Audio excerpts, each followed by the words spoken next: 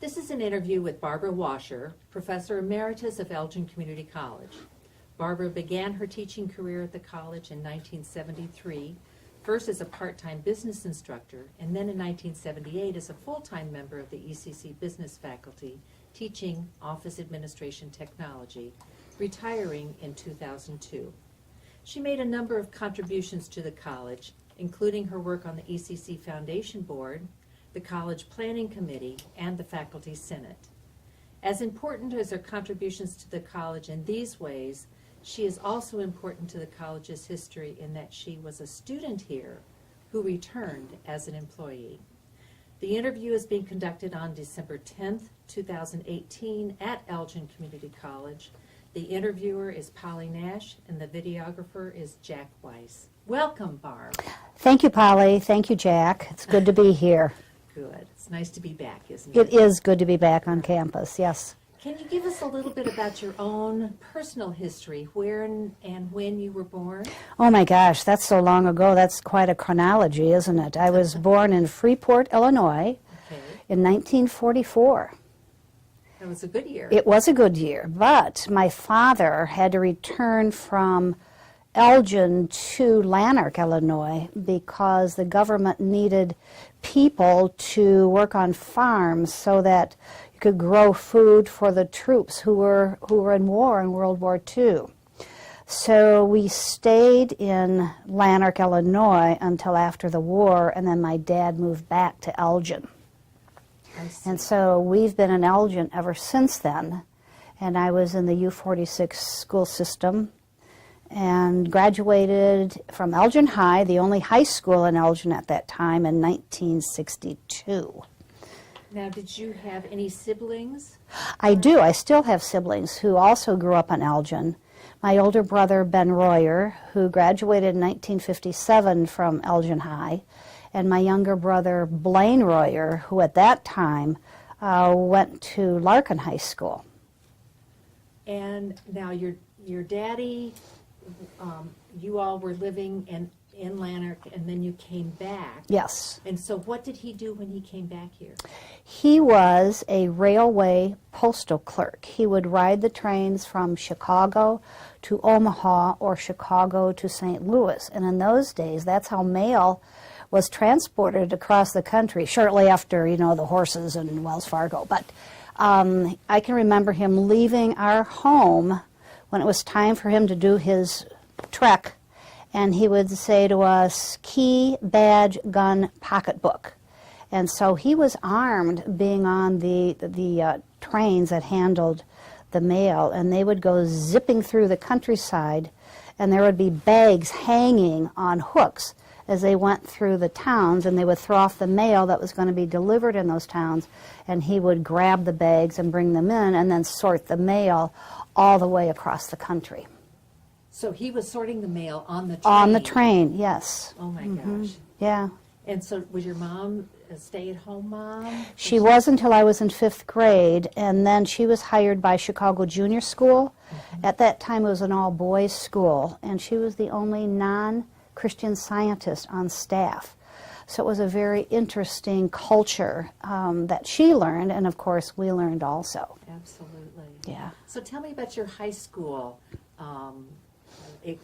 involvement. You were at Elgin High School. Elgin High School. And were you in extracurricular Oh, activities? yes. I was on class councils and student councils. I played in the band and orchestra. I played the trumpet and piano. So I was in the marching band. I can remember being on the Elgin High School marching band and then in the Elgin High School orchestra. Oh, my goodness. And that's where I met the love of my life.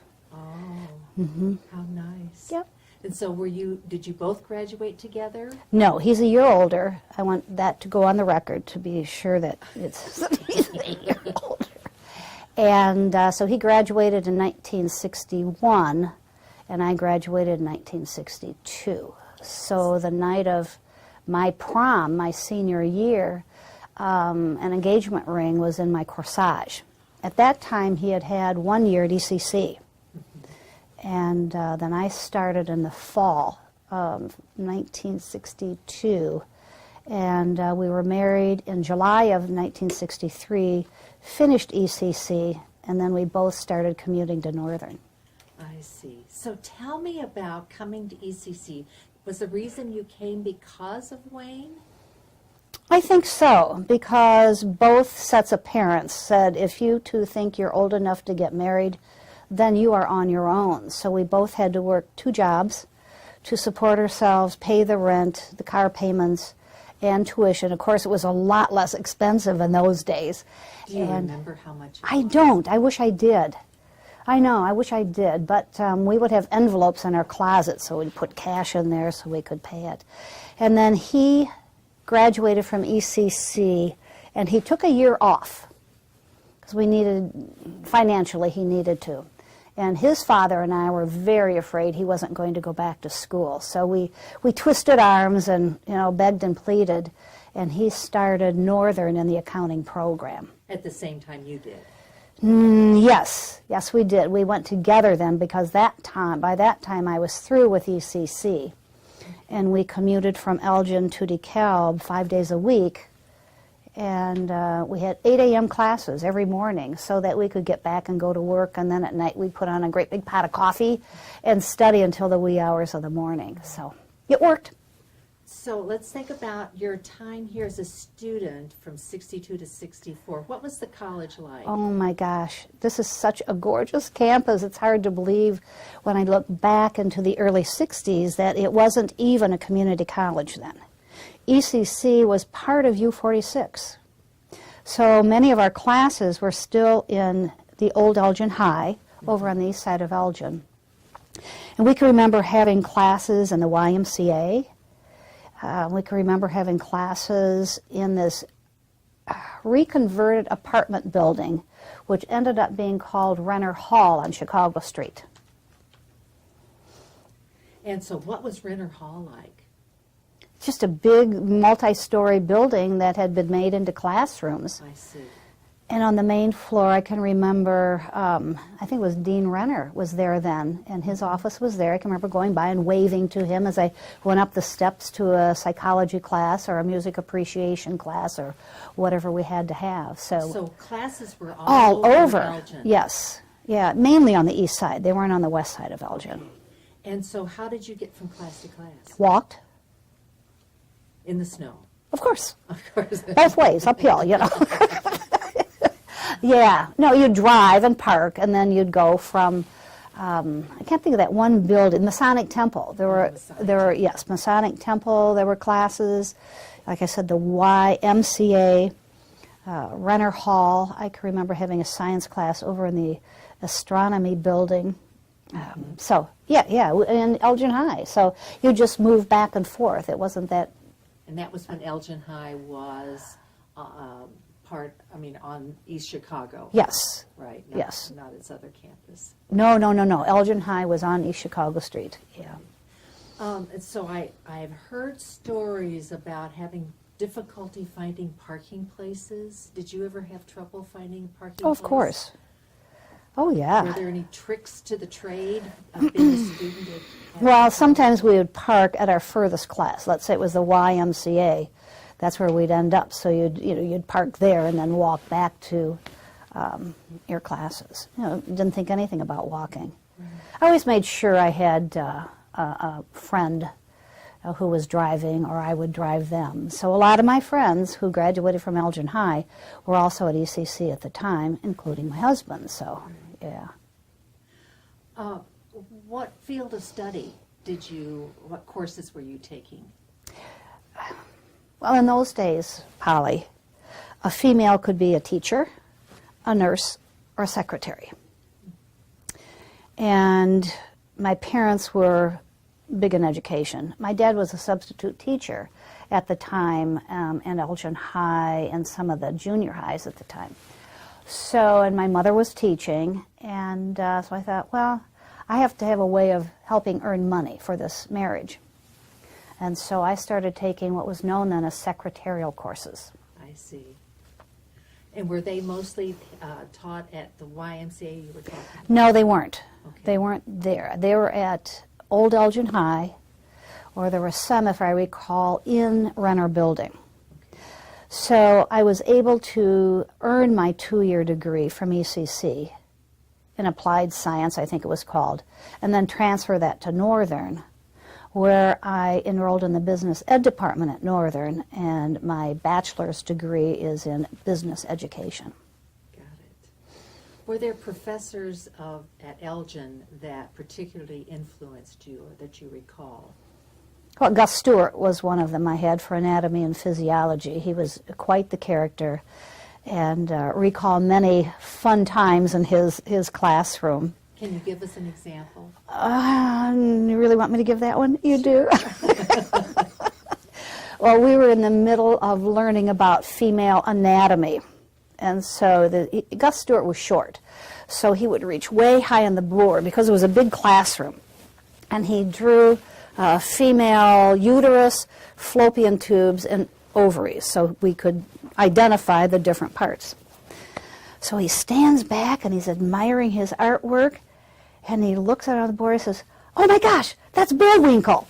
Well, you know, what a thing to remember about him. The class went wild, and I think today most of them would remember Gus Stewart doing that, yes. And so you will always know how to draw. Absolutely, as if I need to, you know, in a business ed class.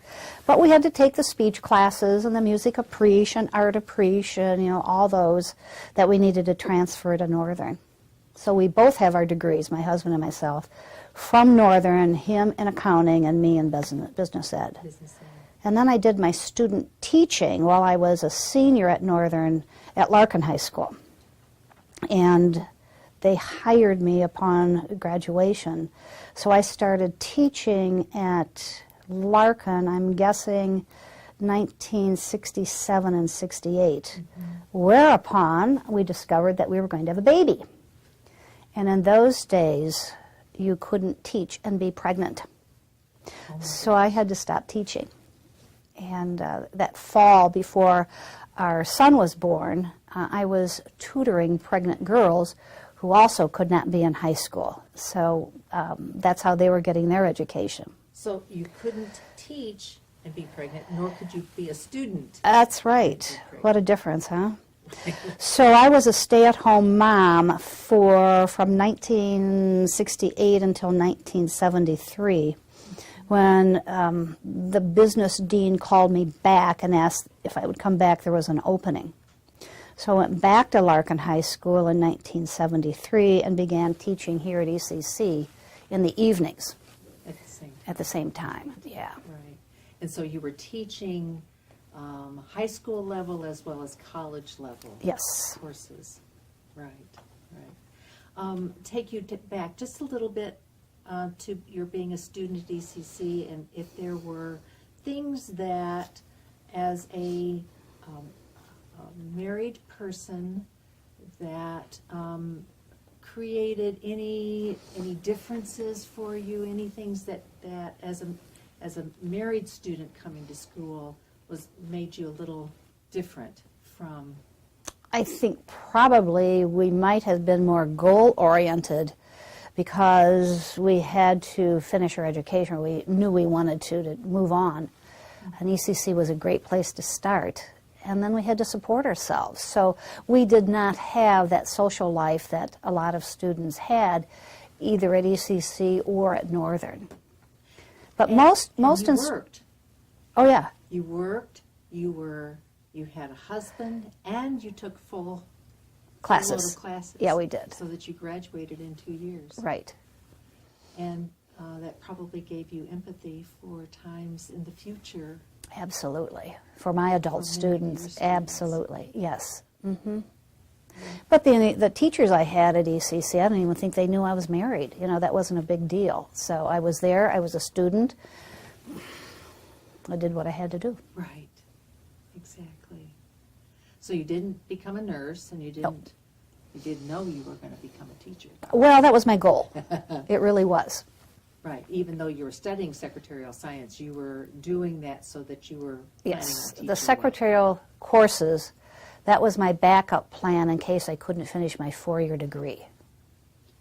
Ah, but you did. I did, yes. It's possible. Mm-hmm. Absolutely, Absolutely. So you started working part-time for ECC in 73, Yes. right? And so... You know what I was teaching? I was Sure. teaching shorthand, Greg shorthand courses at night.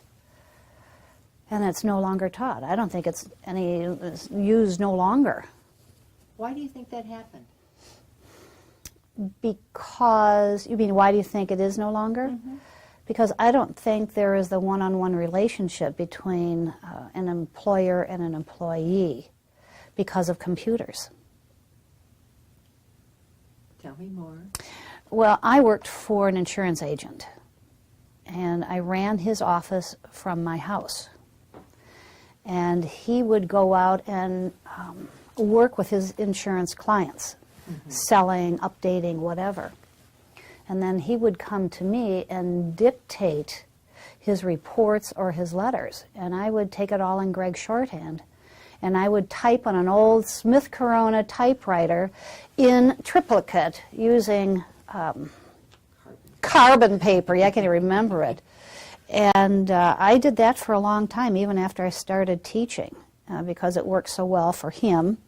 And it worked well for me. I can even remember that he was changing our baby's diapers while I was transcribing some of his letters so he could get on with what he needed to do. So guys and gals dictated to someone who had a notebook and would take it all down in Greg's shorthand, and then it would be transcribed on the typewriter. Mm-hmm. No longer No, does that happen. no, it doesn't. I think there's still speed writing, but I don't even know if that's taught here at ECC anymore. Mm-hmm.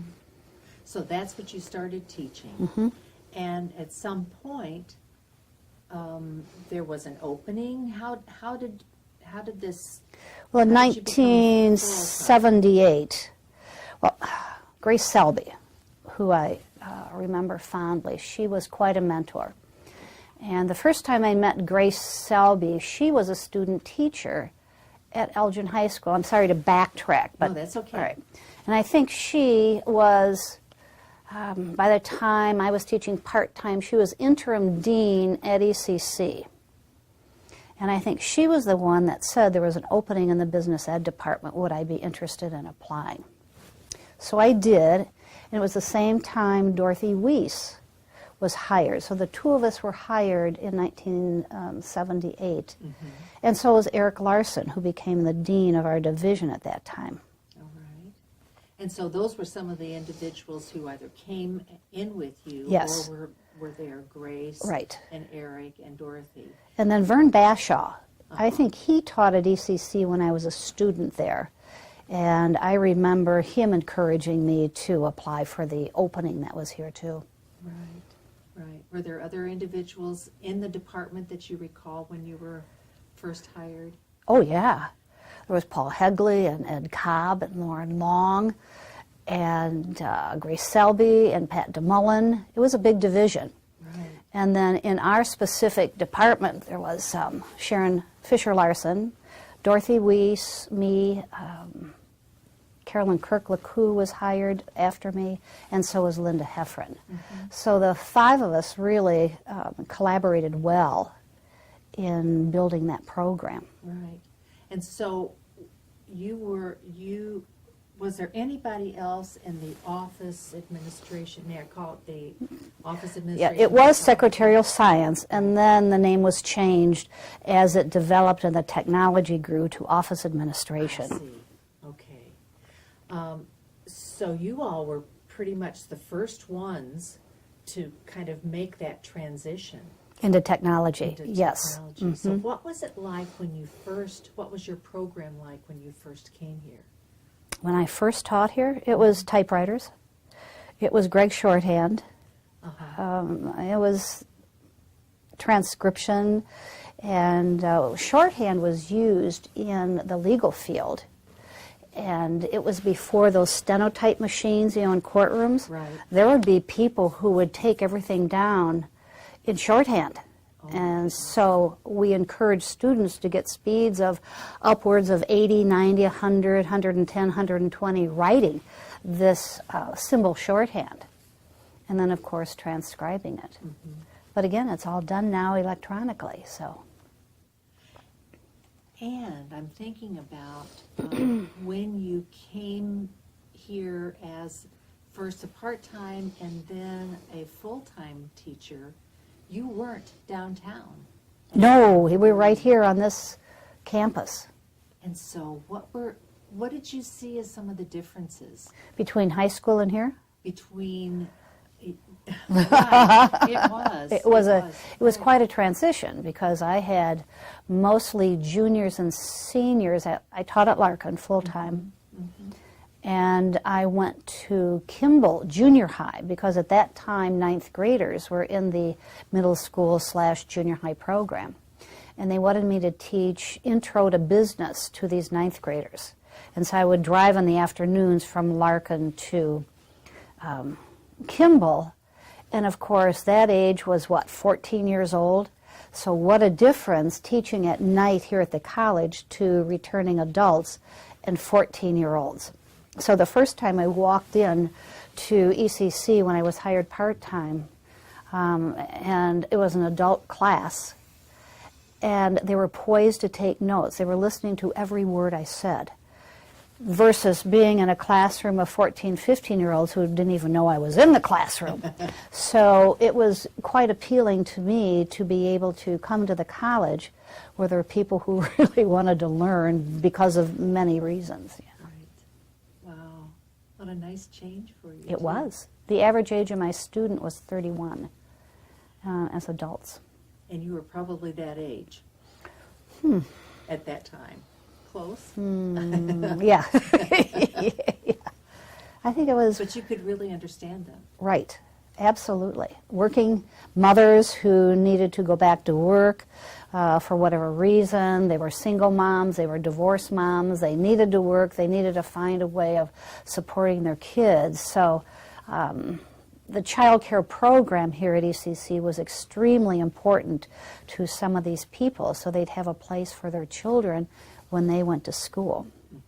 And we worked closely with businesses in the area so that these students could go out and get a job or to do an apprenticeship or whatever they wanted to do.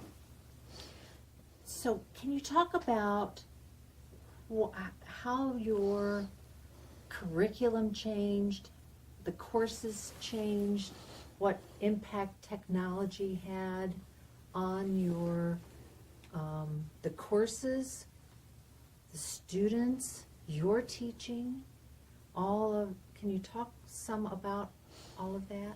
And it changed. Oh my, did it change, and it's still changing. It's kind of like having no airplanes and then flying in Concorde jets.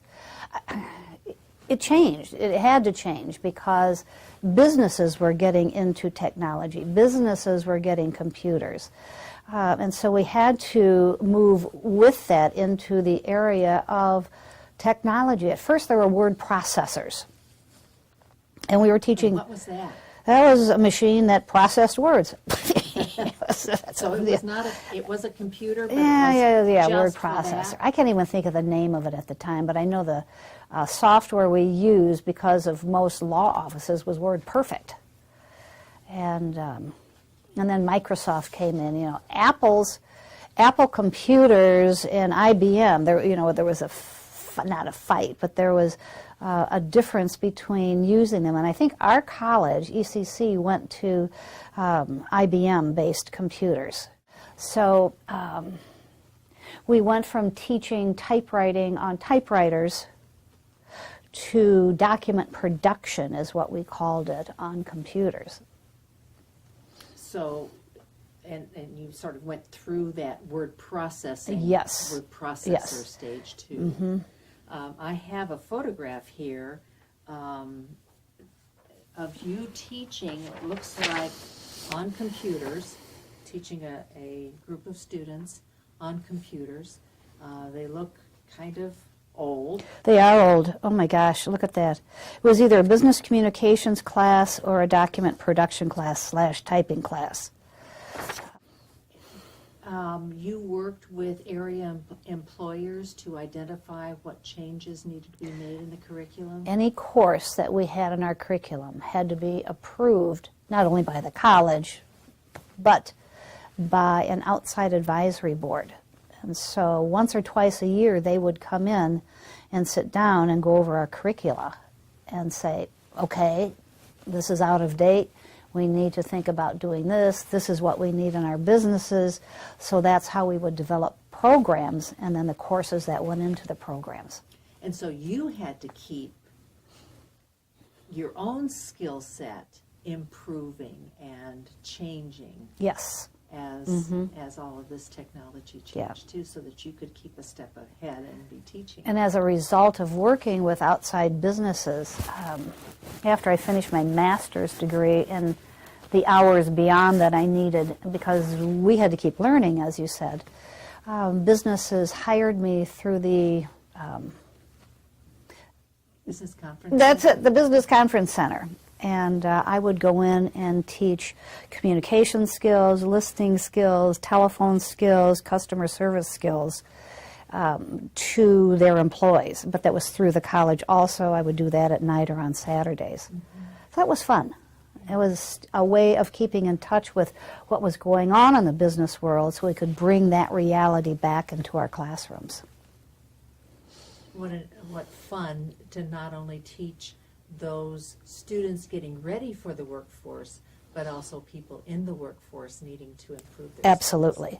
And a lot of times those students in the business would see that they needed to come back and update their skills, and so they would come back to the college eventually. A little marketing maybe, huh? What about your colleagues and maybe in other departments who needed help in learning the new technology? Well, they would come to our department, the office tech department, and say, this is what we need, you know, who can teach it? So there were a lot of instructors who did that on campus for groups of faculty. Because this is a learning environment, it still is, so we all need to keep learning and staying up to date. Right. We understand that you provided leadership in the college in lots of other ways too. Can you talk some about your leadership in the foundation, in the faculty senate, and also in the planning committee? Well, if I recall, and now keep in mind that it's been 16 years since I was on campus, so it's been some time. But to be on the faculty senate, you have to be voted by your peers to represent them. And so I did that for several years, perhaps because nobody else wanted to do it. I do not know. But and then the foundation board of the college needed to have a faculty representative. And so the faculty senate appointed me to be on that board. And I think today there still is a faculty person on that foundation board. It was another way for me to interact with business people, being on that board and going to those meetings. What about when new faculty came on? Did you play any role in mentoring them? I did, and I loved doing that. And I can remember mentoring, boy, I can't remember her name, but she was in the culinary program. And it was interesting for me to learn about that program, but yet there was still some basics that any good instructor needs to have in their repertoire of teaching, whether it's planning and doing a syllabi and course outlines and all those things that we needed to do and were required by the college. And so it helped those new teachers to have someone say, this is what you need to do, this is what you need to be thinking about, and then I would sit in and evaluate the classroom. And then I think the dean would also during their early years of teaching. And then when Roger Ramey came into our department, he was from the business world and hadn't taught before. He had been teaching part-time in our lab, and so we hired him. So he especially needed a partner in getting going and learning the college. And Roger ended up, I think, being on the faculty senate, and then he was on the foundation board. So not only did I help him with classroom teaching and planning and executing, but I said, Roger, it's important for you to be part of the entire college community. And so those are things that I look back on fondly that, yeah, I helped someone to do what they needed to do. What do you think that new teachers don't really understand about good teaching? I don't know. I think it's something that's innate. I think you can learn all the skills, you can learn what to do, you can go to college and go through all the methods courses, but I think it really comes from the heart.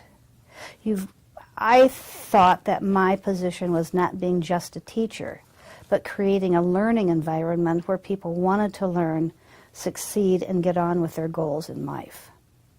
So I think teaching from the heart may be important. It was to me. And I think my students knew I cared about them deeply. I wanted them to succeed. And some did, some didn't. And I still stay in touch with a lot of them to this day. I still help them when they're looking for jobs, and I help them with their resumes, and they bounce ideas off of me. So I think they knew I was accessible and that I did care about them, not only as a student, but as an individual.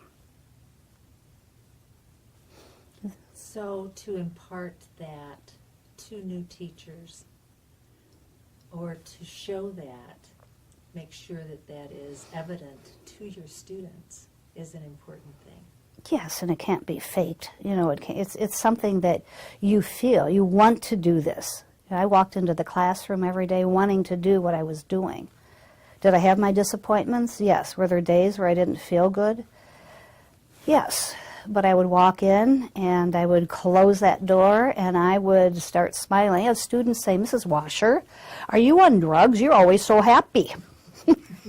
I said, no, but you're going to fake it until you make it. And you're going to do that in the business world too. You're not going to take your troubles and cares into the workplace, nor will I with you. And I said, you've got to learn to love what you do. If you don't, then you're not going to be successful. Whether it's being a garbage pickup person or a firefighter or a teacher or whatever it is, you've got to love what you're doing. There were at least 2 times throughout your career that you were named or received the Orrin Thompson Teacher of the Year Award. I did. I have a photograph here of one of those times. I wonder what year this was. I don't know. Wow, was I young. Whew. And so that... Thank you. That is with Dr. Rory, Charles Rory.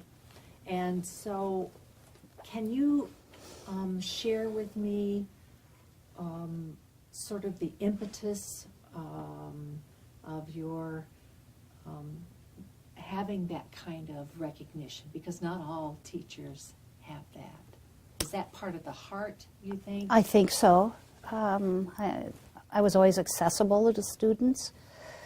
I don't know. I'm just proud that I was nominated not once but twice for that. Mm-hmm. And so I think probably they knew I liked what I was doing and I cared about their learning environment and their successes. Mm-hmm. Well, it's congratulations to you. Thanks. Yes. In 2002, Mm-hmm. you retired. I did. Can you talk about your decision to retire? It was time. I had been here from 1978 till 2002, plus my part-time teaching and teaching at the high school level. And my first grandchild was born, and I wanted to be available to help out his parents, my son and daughter-in-law, as my parents were when I was working on my advanced degrees or I was teaching at night. And so Jacob now is 17 years old. He's going to be a senior in high school next year. So Then I wanted to help in my husband's business, and so I worked there after I retired. We wanted to travel, so there were many reasons, and I thought it was time to turn the torch over to younger people here at the college who, it was just time. I don't know what to say, but it was time for me to leave. You kind of know that. Mm-hmm. In addition to being a grandmother and... Four now. Oh, four. Yeah. Four grandbabies. And working in your husband's store, are there other things that you've been involved in? And traveling. And traveling. Well, I have been involved in the community. Over the years, I was on the symphony board. I was volunteer coordinator for Jane Shover Easter Seal. My husband was on that board. We grew up in a family where giving back to the community was important. And so we've always been involved. I was on the Elgin Enrichment Board for many years, and now I belong to the Donor Club of Elgin, which is the oldest women's organization in the community. It was started before World War I as a group of Elginite ladies who got together to have tea and play cards. And then when the war started, they decided they needed to help out the Red Cross. And so they started making bandages for the soldiers. And so it is still in So what are your major efforts now? You're not making bandages. No. It's a Red Cross. Raising money for the community. In fact, I'm treasurer the past 2 years of this organization. And in a few days, I'm going to be able to write checks to many different organizations. We have one big fundraiser a year. Mm-hmm. And it was in September, and the proceeds for that, every single penny, goes back to the community. Oh, nice. Good for you.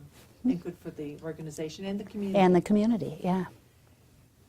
Are there colleagues, when you think about your time at Elgin Community College, are there colleagues that you particularly remember and would like to reminisce about? Oh my gosh, there's so many. And I still see many colleagues. My office mate for many years was Linda Heffron. And I still see her quite frequently. In fact, she just was voted as one of the new members in this donor club I was just speaking to you about. And working with Sharon Fisher-Larson and Eric Larson and Dorothy Weiss and Carolyn Kirk-LeCoux, all fond memories. Of course, we had our differences, but I think we all were on the same page when it came to our students, the college, the curriculum we were teaching in. But over and above that, I remember you fondly, Polly, because you were acting dean for several years in our division. And there's Jack. Hi Jack, you were always busy with the college too. And I was thinking back before this interview, and I think there were 4 different presidents at this college while I was teaching here. And each president had a different culture, different way with the Board of Trustees. So there were always shifts in what was important at that particular time. So you either shifted with it or you didn't. Mm-hmm. And so it was interesting over those many years, the different people that were here. I think fondly of Grace Selby, who became not only a colleague and a mentor, but a good friend. And I stayed in touch with her until her death a year ago. And she lived in Texas at that time with her daughter. I still stay in touch with Paul Hegley, who lives in Florida now. And Pat DeMullen. She's just an amazing human being. And she lives west of here, and she has 20 grandchildren. And so it's interesting for me. She'll just call every once in a while and say, hey, I have a doctor's appointment in Elgin. I'm going to be home for coffee. So she'll stop in frequently. So those people I still stay in touch with. How nice. Yeah, it is. That's one of the benefits, I think, of staying in the area. It is. It is. Yeah. Yeah, we're here at Elgin because of our kids and grandkids and friends. That's what's important to us. Right. Except when you're traveling. That's it. That's it. Yeah, yeah. Mm-hmm. As we close, I'm going to open it up to you for any final reflections about your career here as an employee, your department, or ECC generally. I feel extremely fortunate that it was at the right place at the right time. I think luck had a lot to do with it. If I had to do it all over again, I would do the same thing. I was able to combine education with work, with marriage, with family. And I'm proud to say not only did my husband and I go to ECC as students, but both of our sons did too, and they are still living in the area. In fact, our daughter-in-law, Kim, came to ECC. So ECC has been, and probably always will be, a big part of our lives. If I have one disappointment, I have to say this. And it's high school students, and I'm beginning to feel this with my grandson. ECC sometimes is a second choice for many students because for whatever reason they're not going away to a four-year college or university right out of high school. And I think that ECC is a great place to begin. It was when we did. I think it still is. And I hope it always will be because it is a gem in this community. And I hope that high school students won't feel that they're not doing what they want to do by coming here those first 2 years. Because I think they're going to succeed better when they go on to that four-year college or university. I also must say that ECC has fabulous technical programs, short-term, whether it be in welding or at HVAC. And those are good programs to consider also because there is such a need for them. You try to find a carpenter today or a plumber or an electrician, it's virtually impossible. So ECC is a good place. Well, we thank you so much for spending the time with us. It's so clear from this oral history with you what your students saw in you, your heart and your love of teaching and your love of your students. And love of ECC. And love of ECC. That's right. Thank you Yep. so much. Thank you, Polly.